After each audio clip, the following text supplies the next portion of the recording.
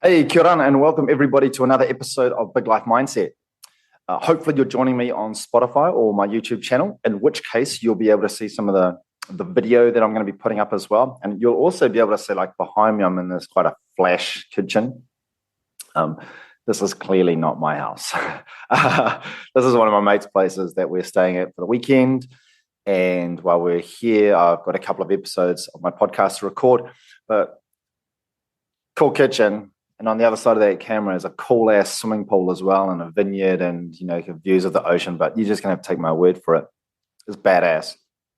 Man, we're gonna dive straight into this one because this one is got lots of violence in it, and some of it's gratuitous, I think, as well.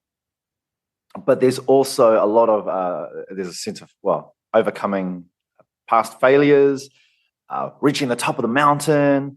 It's almost like a Disney Channel, I reckon, maybe a bit darker. But anywho, so as many of you know, I sat my purple belt exam in July of this year, and I failed for my Brazilian Jiu-Jitsu, BJJ, which is kind of a blend of wrestling and judo. Not like Hulk Hogan wrestling, like Olympic wrestling, that kind of wrestling, right? So I had this exam, and I'd had like 2 years to prepare for this thing. Actually, I was given the exam syllabus, the curriculum, on 2019, like in July 2019. So I'd had 19, 20, 21, 22. So I'd had 3 years. Clearly, my maths is my strong suit. I'd had 3 years to prepare for this thing. Failed.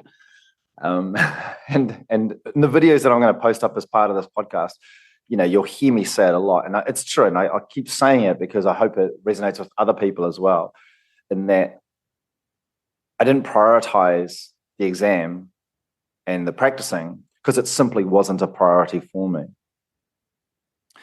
What I think you'll find is, if you're anything like me, there's some things in life that you can get away with not preparing well. You just kind of slip in under the radar. You get that 51% and, C's get degrees and all that. I wouldn't know. I don't have a degree. But anyway, and then there's some things that you actually have to put the hard work into. And if you don't, you're going to get the result that you should expect.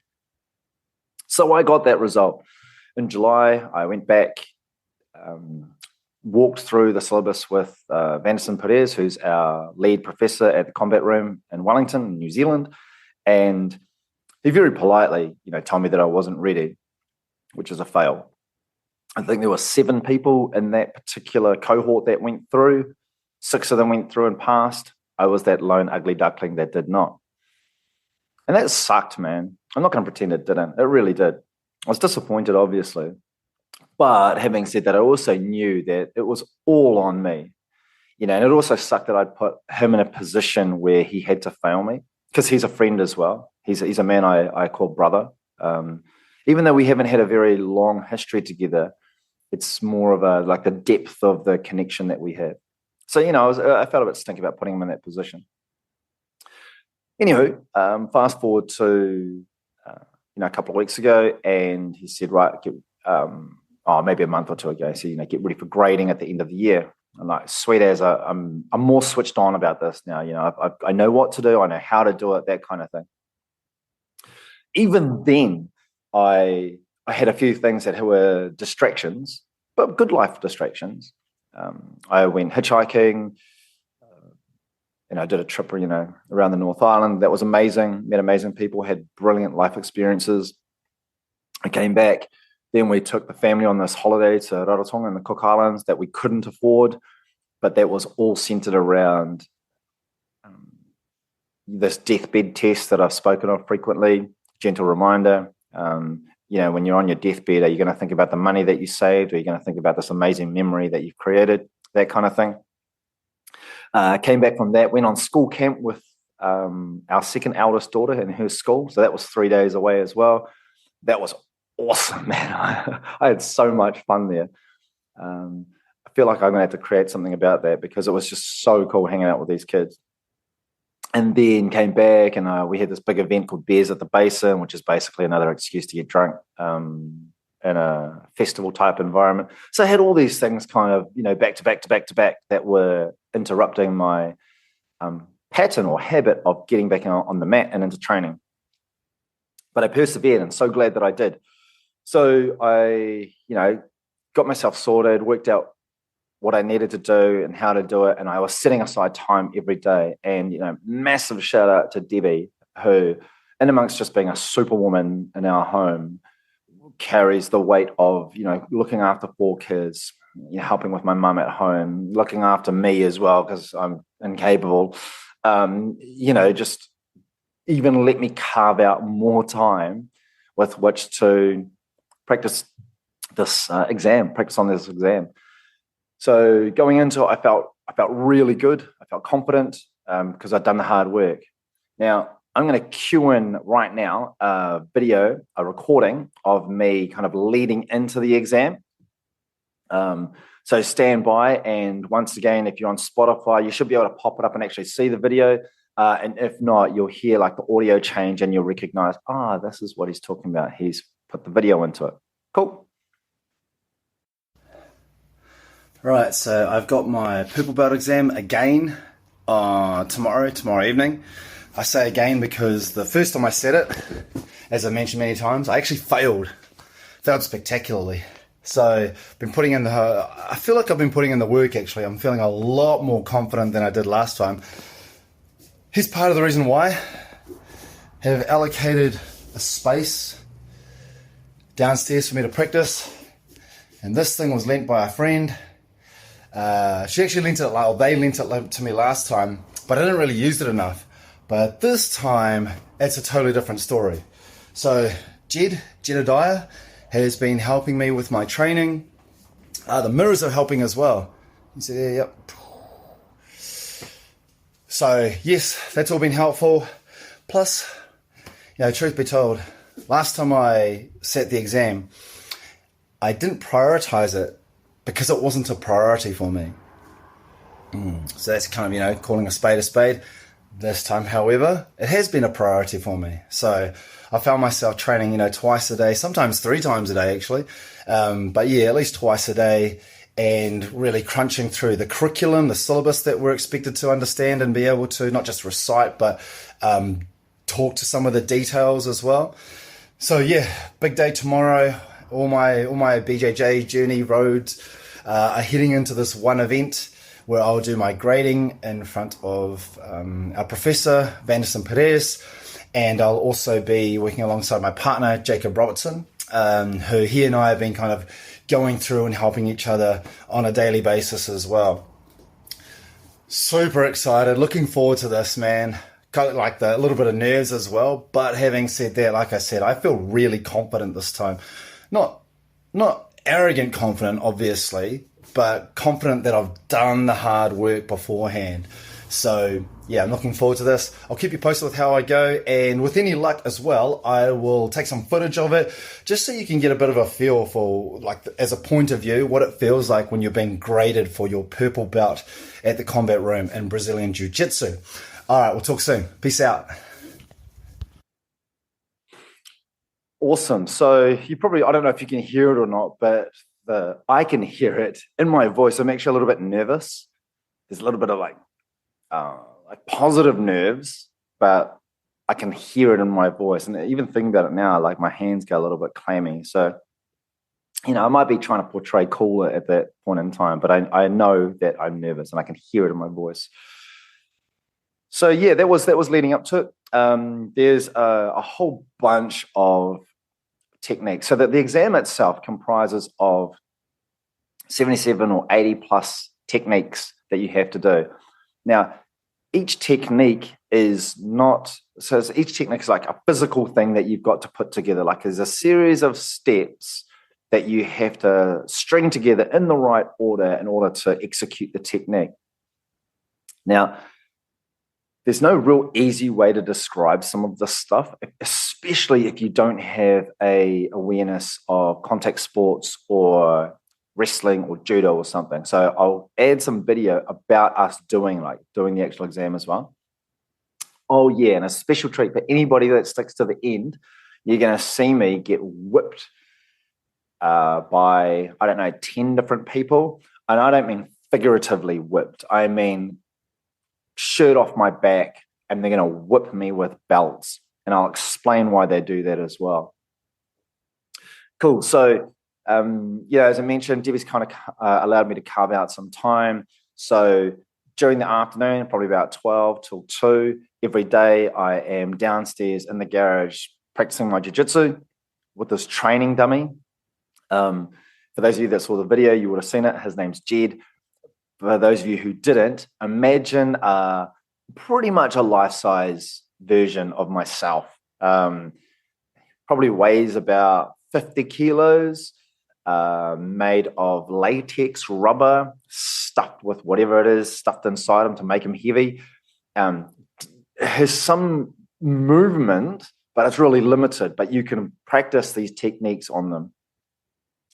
Truth be told, every single person that has looked at this thing has quite rightly suggested that it looks like a sex toy. Go figure. So anyway, been, training like crazy at home, and then every night I'd been going into the combat room, into jiu-jitsu, and going back through the syllabus as well. I have a training partner who I mentioned, Jacob Robertson, and he is going through the same process. And it's really cool because I feel like we're both on the same level in terms of our knowledge of the syllabus, but I can probably grandfather him through a little bit more because of my experience having gone through and failed the first time. So I feel like that failure has given me a lot more value to add. So I've done that, for a few days. Took that video before, which is the day before, and then this is the video of me the morning of. And once again, see if you can hear the nerves in my voice, eh? All good, here we go. So I'm about to do my last walkthrough of the purple belt syllabus at home in the studio downstairs. I've done all the hard work, but it's nice just to kind of walk through what the exam is going to look like so that, it's kind of like that final bit of the preparation. I prepared really well for this, as I mentioned, put in stacks of work in home and on the mats in town. Jed, my mate here, he's seen better days, right? But he has been an absolute godsend in all of this. I'm also joined here today by Kyson and the Ninja Turtles. Do you want to say hello, Kyson? Hi. Yeah, there we go. Jam on the arcade. But I'll walk through each of the techniques that needs to be done. Now, there are 77 techniques, I think, maybe 80. But yeah, so there's a few techniques like an arm bar, like a hug sweep, all that kind of thing, that you need to not just be able to demonstrate, like you have to be able to show the technique, but there's also a lot of detail within each of those techniques that at the purple belt level you're expected to understand. And this is what the list looks like. Yeah. See all that? And all that. So yeah, that's where we're at. After this, I'll probably put in about half an hour, not too much, really just a walkthrough of each of them, just to kind of embed them even more in my mind, and to make sure that they're still fresh, because it is maybe 3:30 now, and in 2 hours time, 2.5 hours time, I will be going through the grading with Professor Vanderson Perez. So yeah, that's where we're at the moment. I'm looking forward to it. I'm excited about it because I've done the hard work. So I'm really eagerly looking forward to kind of showing my wares on this one as well. And yeah, seeing what happens. Do the mahi, get the treats, right? Do the hard work, get the rewards. So we'll see what happens. But for now, totally looking forward to it. All right, talk soon.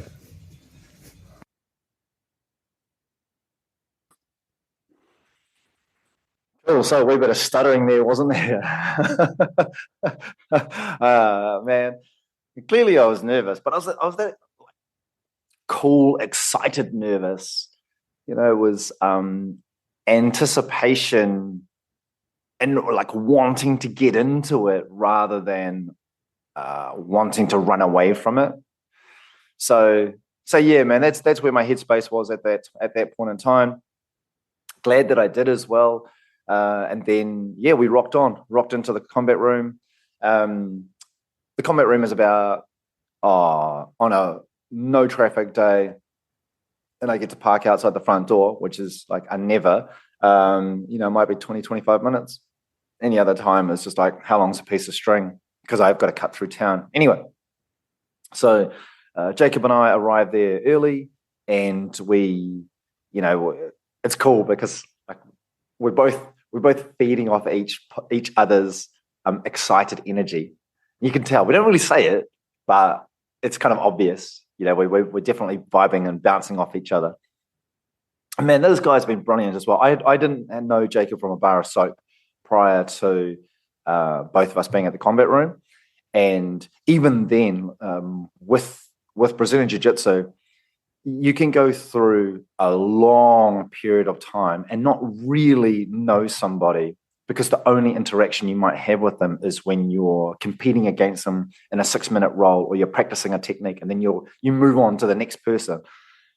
There are so many people at the combat room that I have no idea what their name is. I'd heard it once, maybe twice, but I have no idea their name. But I remember how they roll, how they compete. And funnily enough, I don't think it's unique to me either. I think this is like a thing. People are traditionally, statistically, I don't know what the word is right now, but people are just renowned for not remembering other people's names. And so often I'll say, oh man, I'm really sorry. What's your name again? And then that same person will tell me their name, and they'll go, oh man, I'm really sorry. I can't remember your name either. Even though we would have met 10 times, kid you not, in roles and, competing against each other. So we get there, and there's a class on at the time. It's a fundamentals class. So it's at that white belt level. The belts, the grading white, blue, which I am, or I was, purple, brown, black. So it's white belts at this fundamentals class. And so they're kind of doing their thing, and Jacob and I are walking through some of the ones that we want to just polish off and just refresh our memories, that kind of thing. And Vanderson walks past and, acknowledges us and lets us know, he's ready when we're ready and that kind of thing, but he's got a few things to sort out. And so we're really just kind of trying to harness that excited energy and not blow out, not be so excited that during our walkthrough, our warm up, we just go crazy, right? So we do well doing that, and then we get to the exam proper. Now, the grading itself takes place over a series of days because the curriculum is quite long. With that number of moves, the techniques that I mentioned, it's not something that you can, how do I put it? I'll put it this way. If you wanted to, you could spend an hour easy working on one technique. And that's not exaggerating. That is simply understanding the level of detail that can go into each technique. When you're at the purple to blue belt stage, you're really starting to refine your understanding of those details within the technique.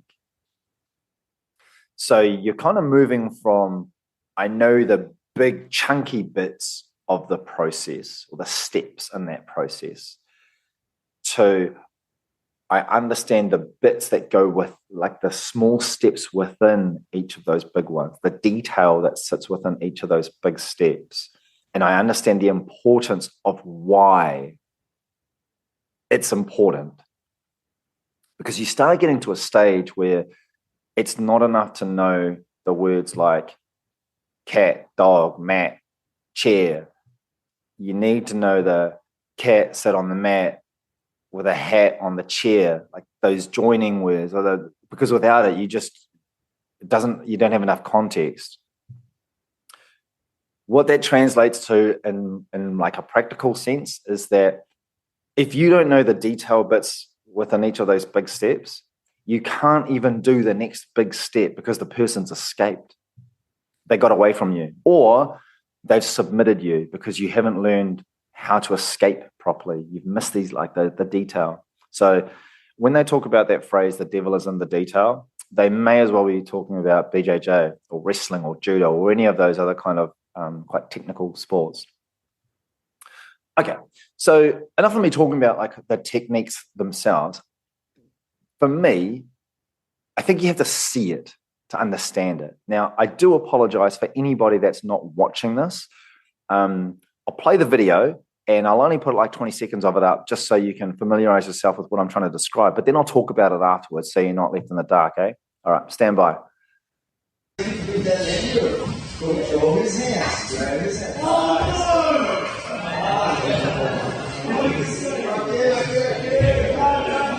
The center of his darkness. The center of his darkness. Change. The center of his darkness.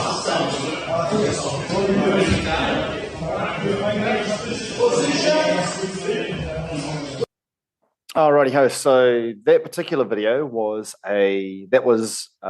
Jacob and I walking through before the exam actually started, before the grading started. My bad, got them out of sequence, but we'll move on.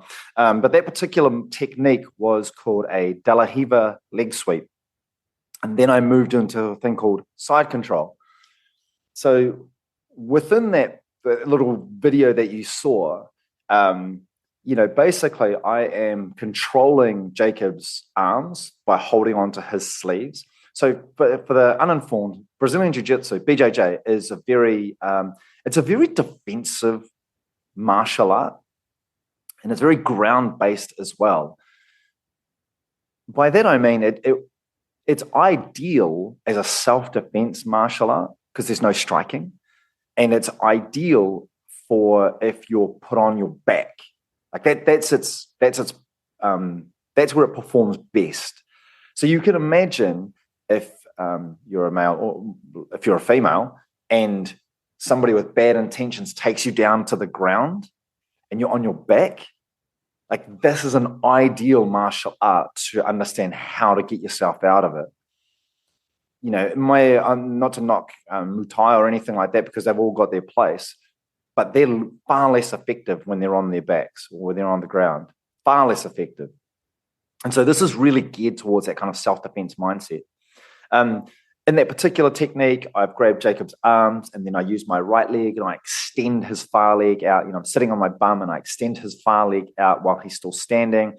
I wrap my other leg around through between his legs and control his far hip. And then I sweep him down onto the ground. I drag him to the ground so that then I can go back on top of him while we're on the ground. I'm looking at controlling as much of his body as I can before I move into a position called side control, which is a really stable place to be. And it allows you to, one, you could just get up and walk away and say, right, I don't want any more of this. Or two, you can start to inflict some real damage on somebody when you've put yourself when you've put yourself in side control of them. So that was us warming up and going through that like the final polishing of the techniques that we had to do. What you could hear in the background was Banniston himself, and he's instructing the class. It's a real open mat forum as well. You can have a class going on, and then people who are working on a particular technique or might be injured and doing rehab, they can kind of base themselves on another part of the mats. But it's very open. Everybody can kind of check out what's going on with each other, like what they're working on, who needs help, that kind of thing.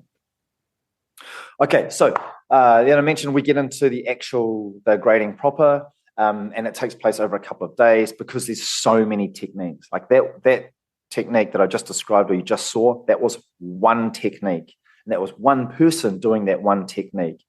And so both of you have to demonstrate that you can do it. And if there's any questions or it looks like it just needed a little bit of polish, he'll just say, do it again, or do it again with this thing. And so that's where, if you're doing 77, 80, whatever of those, there's just no way you're going to do them in one day. You'd be just flatlined with exhaustion by the end of it. And so for a couple of weeks prior to this, about a week or two prior to this, Jacob and I had gone in and we had piggybacked with other people doing the syllabus, but going from white to blue. And so we got to demonstrate a lot of those techniques during that stage as well. So it does give you an opportunity to do something, and then you're like, oh man, I really stuffed that up. You know, I'll come back, and if it's cool, I'll come back tomorrow and actually demonstrate, because nerves happen, man. Like, it doesn't matter who you are. Well, I get nervous. And so being able to kind of reflect on that and come back and say, man, I really dropped the ball on that one. But this is what the technique actually looks like when I'm far less nervous, and, you know, kind of pop it out and like, yeah, pat myself on the back kind of thing. Anyway, so that we'd done that a couple of times. And then the final grading, which we had on Wednesday, was about the more, I want to say the more technical of the techniques, that one being one of them. Anything, if you ever hear the phrase De La Riva, it's usually got a level of complexity to it than I think a lot of other of the techniques don't have. And so, yeah, we've got those and the judo throws.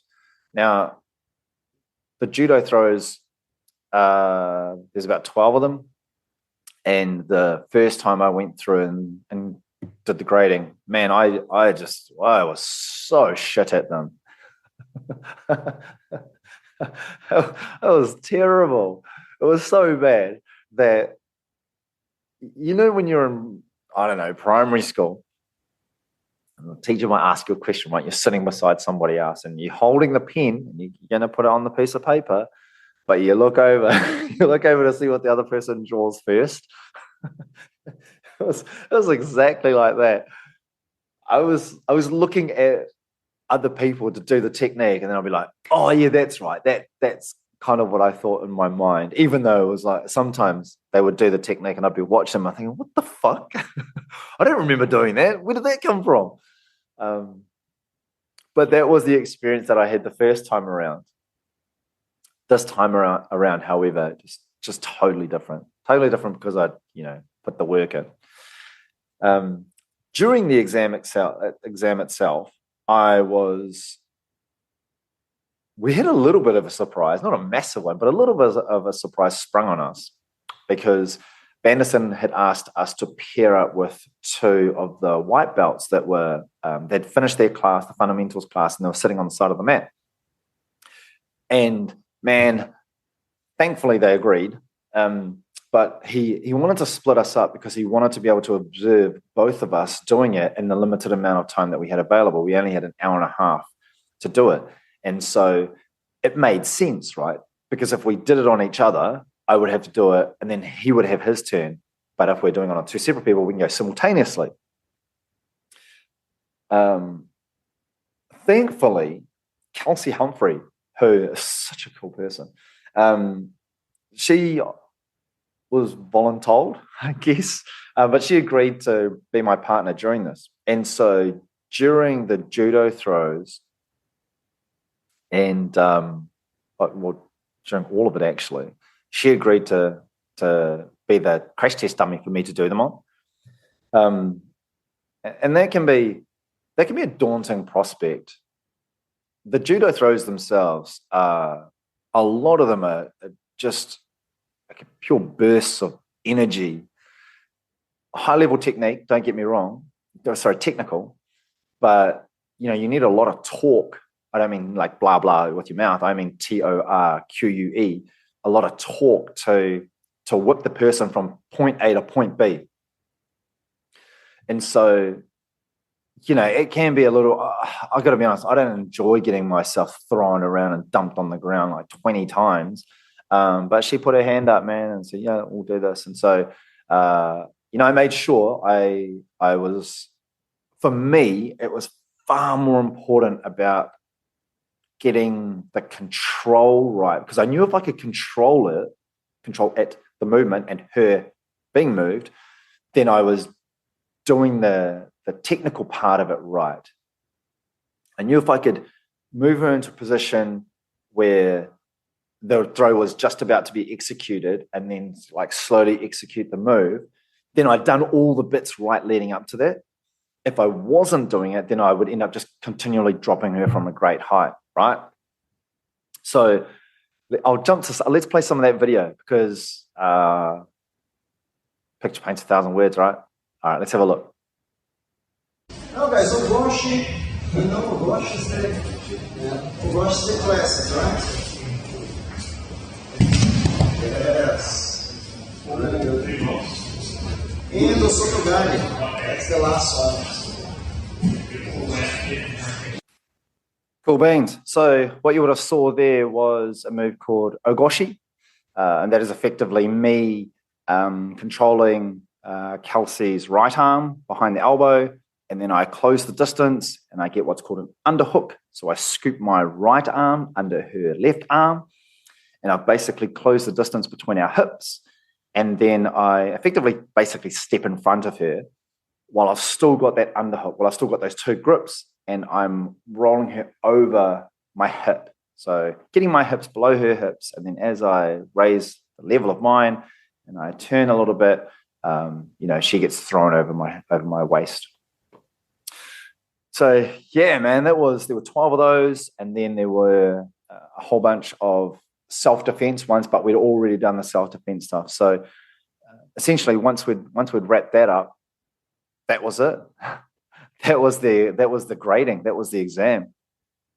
For those of you that did watch that video as well, you'll see like the camera like almost shakily sometimes going from right to left.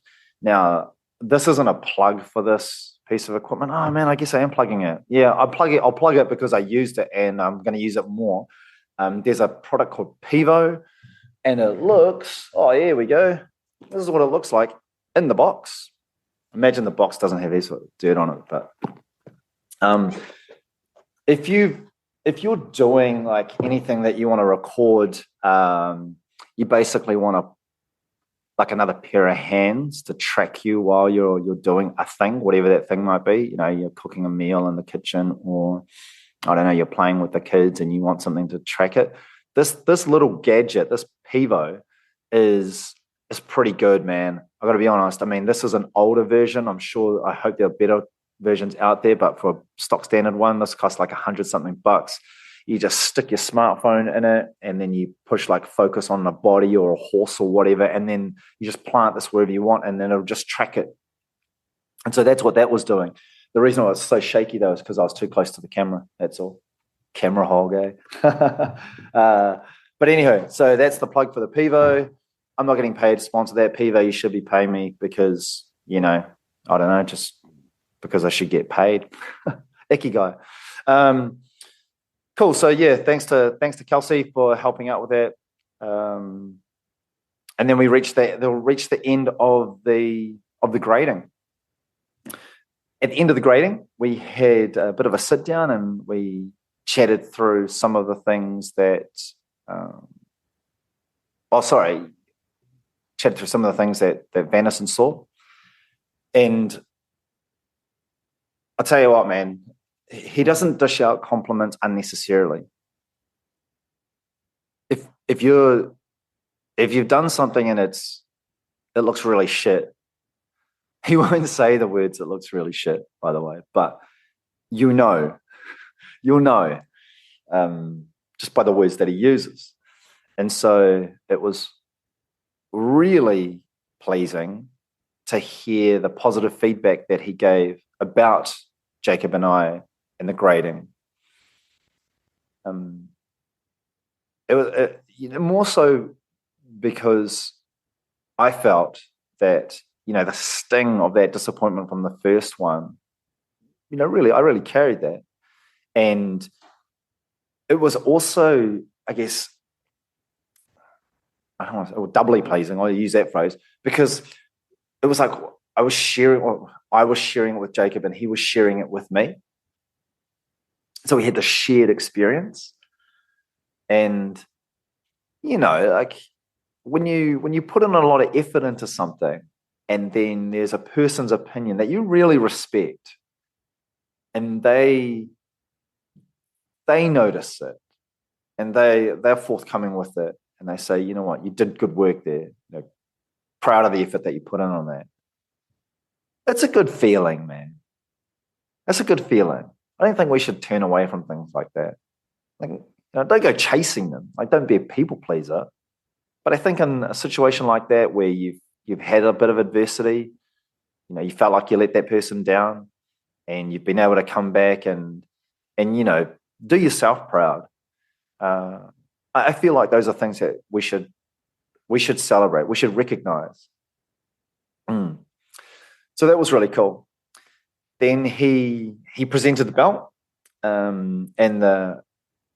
now ordinarily, so this happened on a Wednesday, and Vanderson kindly brought this grading forward a few days because I wasn't going to be there. As you can tell, I'm talked about this amazing kitchen that's behind me. I'm not at home. I'm not even in Wellington, and so he kindly brought the grading forward a few days.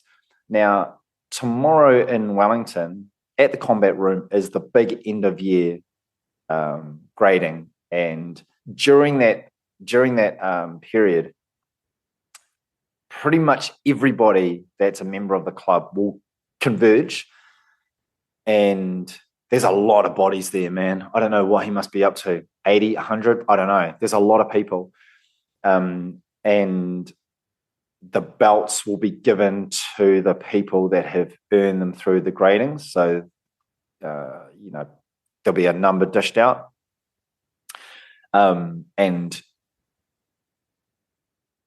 what I felt was quite special in my own situation was that often, because there's so many people that might be moving up belts across the board, white to blue, blue to purple, purple to brown, blah, blah, blah, is that there's the acknowledgement, you get called up in front of everybody, you receive your belt, and then you kind of move on. Black belts get a bit of an opportunity to say a few words. But ordinarily, there's because there's so much movement within the club, you don't really get a chance to have a speech or anything. But thankfully, Vanderson created a little bit of a space for me to share some words with the people that were there on Wednesday night, who weren't expecting this grading to take place. They were simply there as part of their class, the evening class. And so here's what I said. Here's a few of the words that I spoke. Cue video. That's the second time we went to this exam. We did the first time. No, I said, no. You can do better. You're gonna do again. And guys, that's the hardest part, because lots of people take this on the wrong way. But when someone understands the process, what he did, started working again, and now, okay, I understood. I wasn't, ready. Yeah. Understood that, took him the best way as possible, started drilling again. Okay, now we did again, and it was just one point, I just had to stop a couple of times to show small, minuscule details, what doesn't count too much. So just show the effort, you put on the, you and Jacob put on the whole process, yeah. So now, and because Eric cannot be here on Saturday, so we're gonna do a special. But we're gonna do the whole thing. It's gonna be an intimacy grading, okay? Go, so my brother. Us. As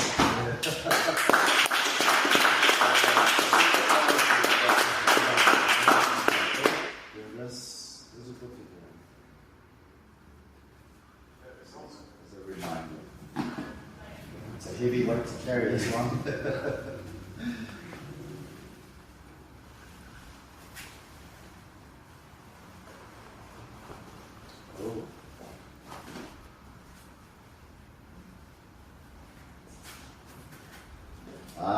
Beautiful.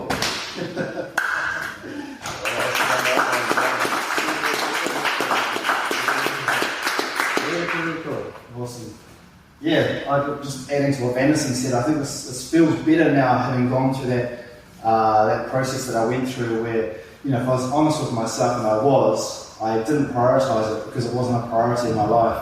And then when I had the disappointment of failing the exam, it meant, right, let's just put it the front and centre on my radar. So I actually feel much better for having gone through that adversity, and then really kind of lit a fire under me. So I can't speak for anybody else. It's felt like going through this process, but I know for me it's been exceptionally sweet getting to this point. So thanks everyone.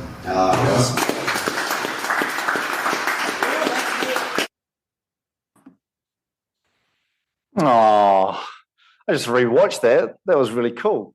That was a moment. was an absolute moment. So yes, that was Vanderson presenting me with my purple belt. And then, I had a laugh with him actually afterwards because I was adamant.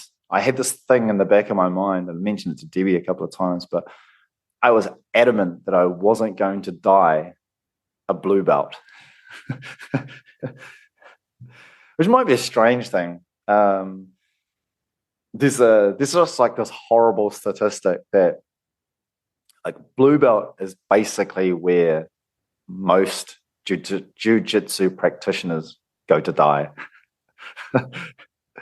It's just renowned for being the end of somebody's BJJ journey.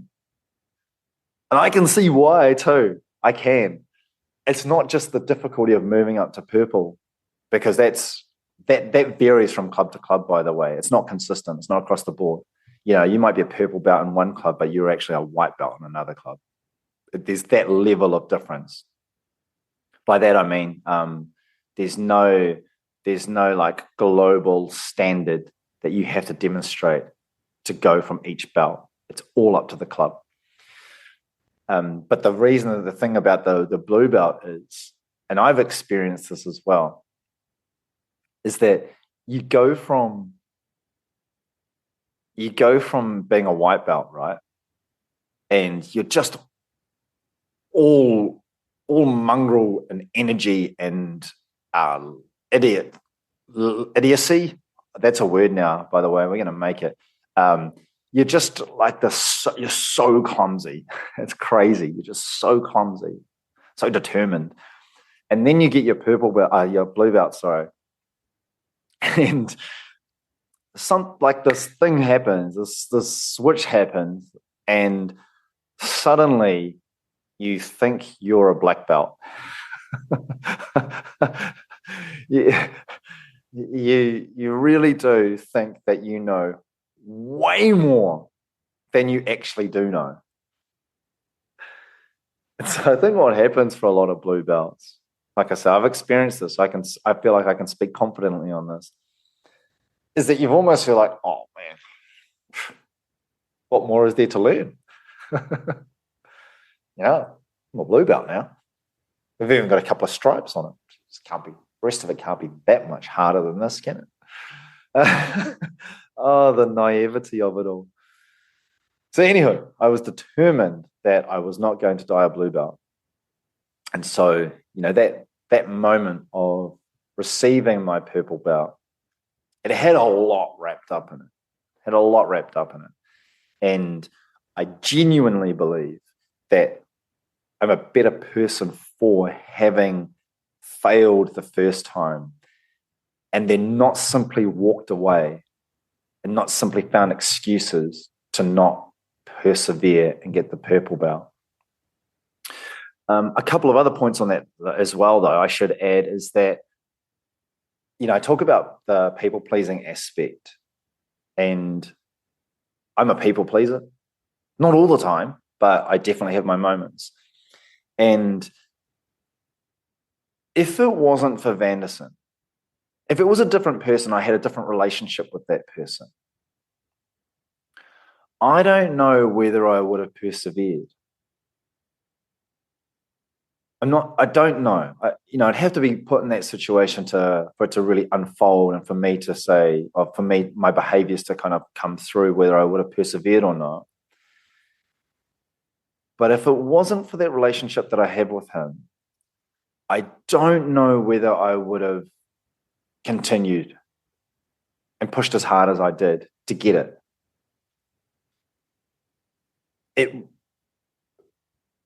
I feel like a large part of it was less about getting the belt, less about getting the purple belt. And I really wanted to, and it was more about really wanting to reciprocate or give back the effort and the time that he had invested in me.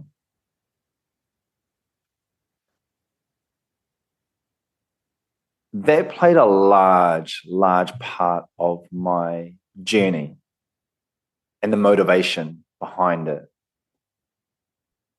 Because I definitely did not want to get to this year's end of year grading and fail again. Not through the embarrassment of failure. I failed once, I can fail again, right? I didn't die from the first time. I'm pretty sure I won't die from the second. It wasn't that. Like I said, a large part of it was wanting to give back this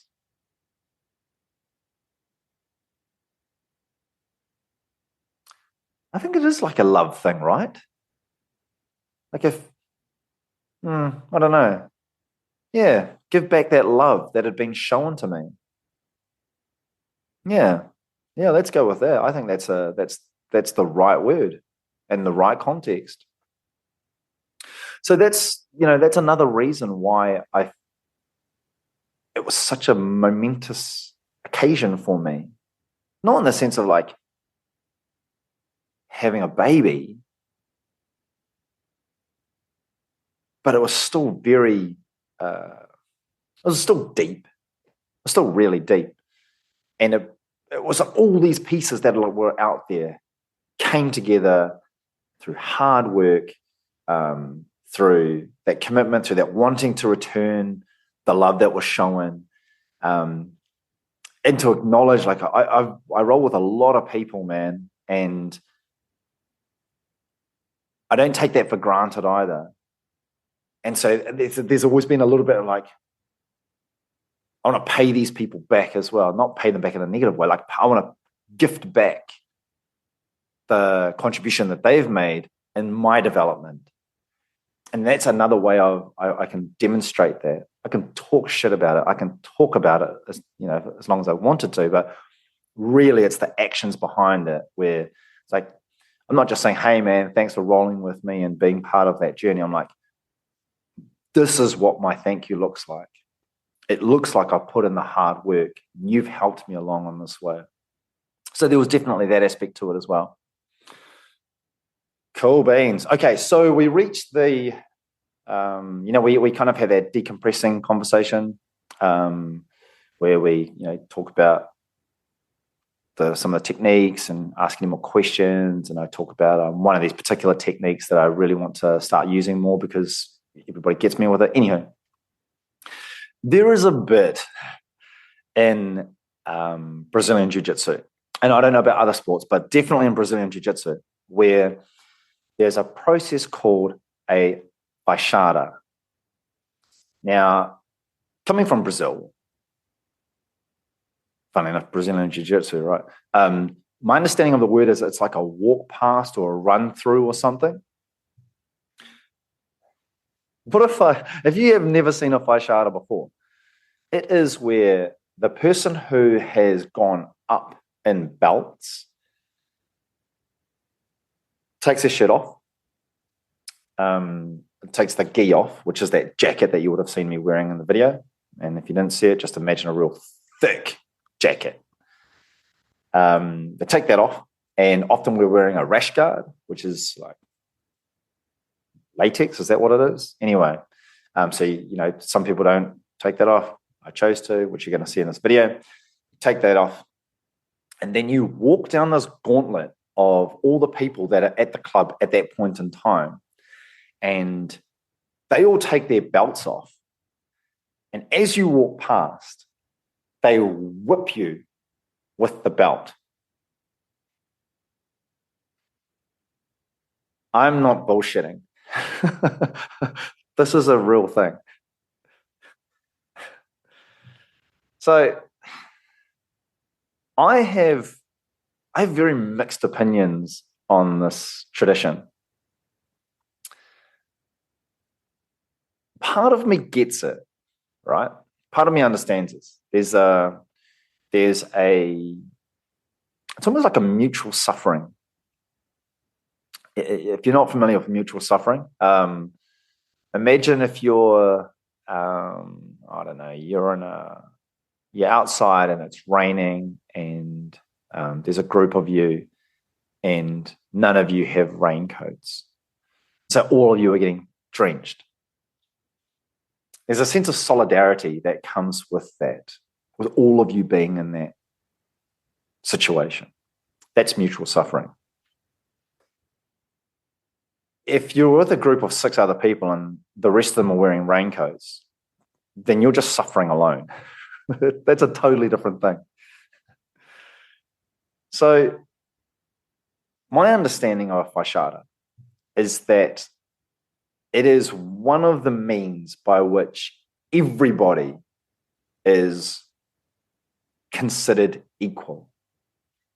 So whether you're a white belt and you're going to blue, or you're a brown belt and you're going to black, is that right? I don't know if a black belt gets a Fashada now that I just said that. They might be exempt. I hope they're not. Anyway, let's say white to blue, purple to brown. When you go through that, everybody gets this Fashada process where you take your shirt off, and everybody in the club whips you back. So there is that sense of like, we are all in this together, and no matter how cool you think you are, get some humble in your diet with one of these. Okay? So that works. I get that. I definitely understand that. The other side of me is, I'm not sure I see some of the values that I associate with Brazilian Jiu-Jitsu in that Fashada process. BJJ is massive on respect, really big. You know, when you come into the club, you know, before you even step foot on the mat, like you wear shoes off the mat, bare feet on the mat. You do that as one way of respecting everybody else, because if you stepped in dog shit, you don't want that going on the mat and other people's faces getting rubbed in it, right? Small but important. In our club, and then I think in most clubs, when you step on the mat, you bow towards either the professor, the head teacher, or in our case, we've got a wall of the OGs of BJJ. These are like the original, like Helio Gracie. I remember the other guy's name, Mitsuhira. I can't remember their names. But anyway, it's like they're big and they're prominent, and they're there because that is when you trace your lineage from why you're wearing this belt and the reason you're doing BJJ. You look up at that wall and like, these were the people that helped enable and helped bring that knowledge to my belt that is currently sitting around my waist. So it's really big on respect.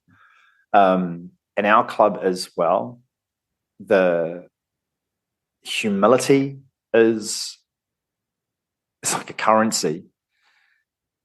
We don't have, I just cannot think of any dickheads in our club. I've been to clubs that have dickheads in them.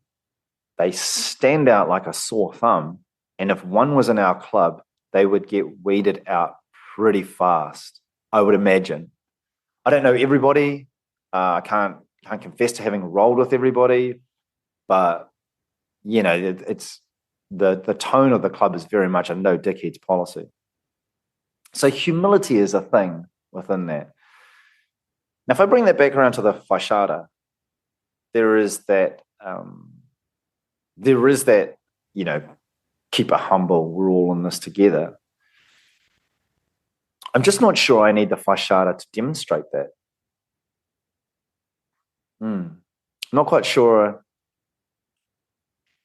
if that's adding the kind of value that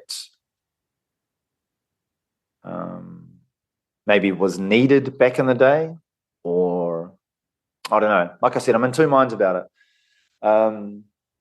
Anywho, that small existential crisis aside, I went through the Fashada, and so I was fortunate but unfortunate. I was fortunate in that there was only 10 people at the club, maybe 12 at the time. We had a couple of people just about to walk out the door as well, and they had rubber arms as soon as they saw that I was going to go through this process, and they jumped back on the mat. Good chance to give Eddie, old-fashioned whipping. And so I go through this process. Now, I say fortunate, unfortunately, because I'm such a 0 or 100 kind of person that I thought, man, if I do this, I really want the whole club whipping this thing. I want to get the full brunt of this. But I got what I got, and I'm okay with that. I need to be okay with that, right? So if you've never seen a Faixa before, or even if you're just mildly interested in what this masochistic or sadomasochistic behavior could look like, this is what it looks like. All right, let's cue this video.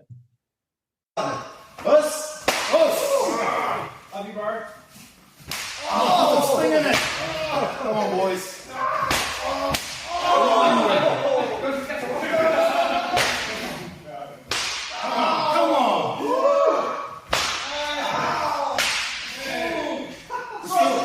For the big one.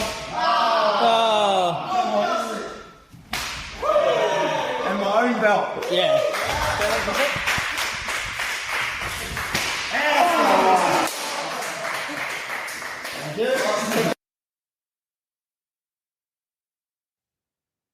Oh man, that cracks me up when I watch that. That's pretty funny. So yes, that is the Faixa process. Kind of kicked off by Vanderson, who the head black belt, he kind of sets the tone for that thing really. One of them that really cracks me up. Like, hopefully you can see that video, but if you can't see that video, and if I remember, I will put a link to it in a link to my TikTok and Instagram, which I posted it on, because some of them are hilarious. Like, some of the people that are whipping me, you can tell, like, the ones that are a little bit more timid, or maybe just, I don't know, just really couldn't get into the essence of it. But then there's some of them that have absolutely, like, thrown the kitchen sink at it. And my two favorites are, one of them's Jacob's one, actually. Like, I'm pretty sure he gets a bruise on, like, my far arm, on my right arm. And the other one is, it's like Helen, where he, like, baseball swings. Like, he's throwing his full, like, energy into this thing. If it was a bat, it would have snapped me in half.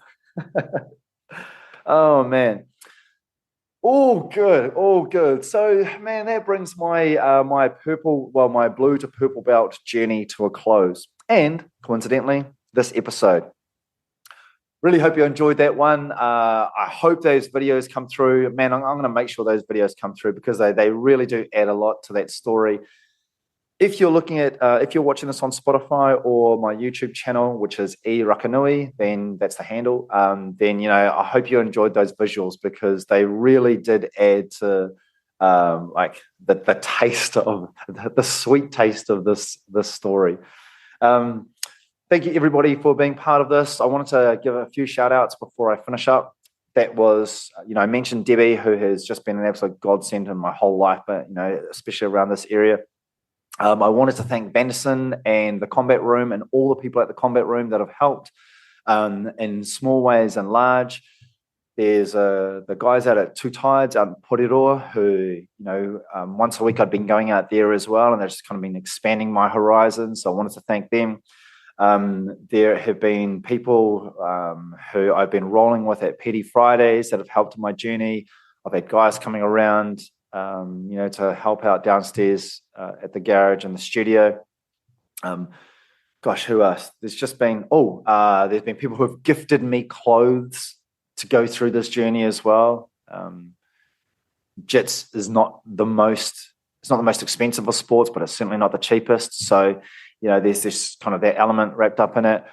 But literally everybody that I have rolled with, competed against, has helped me, just the whole shebang.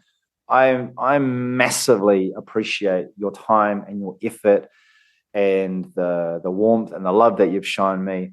I cannot overstate how much it means to me. I'm super, super grateful for you people, for everybody, and taking the time. Next time we'll be talking purple to brown, eh? All good. Thanks again, everybody. Don't forget to click like, follow, subscribe. find me on Instagram, find me on TikTok, find me on Facebook, find me on YouTube, click like, click 5-star ratings, click the works, man. And we'll catch up soon. All right. Bye for now.